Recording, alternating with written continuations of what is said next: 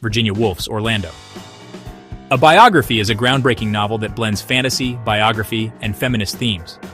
It follows the extraordinary life of its protagonist, Orlando, who begins as a young English nobleman in the Elizabethan era and miraculously lives for over 300 years, eventually becoming a woman, without aging significantly. In Elizabethan England, Orlando is introduced as a handsome, poetic young nobleman in Queen Elizabeth I's court. He is favored by the Queen and lives a privileged life.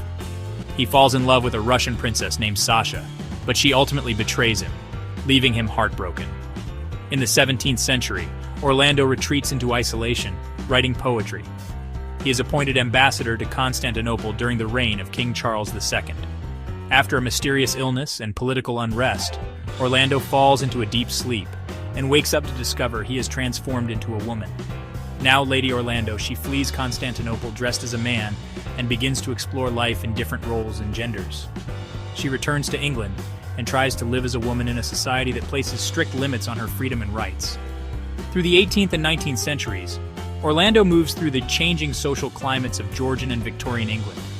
She struggles with gender roles, societal expectations, and her desire for freedom.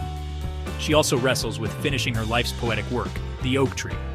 In the 20th century, Orlando eventually marries a sea captain, Shelmerdine, who is also fluid in his gender presentation. The novel ends in the 1920s, with Orlando arriving in modern times, reflecting on her journey, identity, and the nature of time and self. The novel explores several major themes.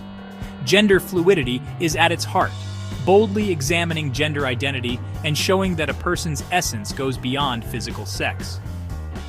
Orlando's journey across centuries suggests the fluidity of time and its impact on identity and society. Woolf critiques the limitations placed on women, especially regarding freedom, creativity, and recognition. Orlando's struggle to write her poem reflects Woolf's interest in the creative process and literary tradition. Orlando is written as a mock biography, full of irony and wit. Woolf plays with historical conventions and blurs the line between fiction and non-fiction. The tone is whimsical, imaginative, and often satirical. Orlando is considered a feminist classic and a queer literary milestone. It was inspired by Woolf's relationship with writer Vita Sackville-West and is often read as a love letter to her. The novel was far ahead of its time in its portrayal of gender and identity.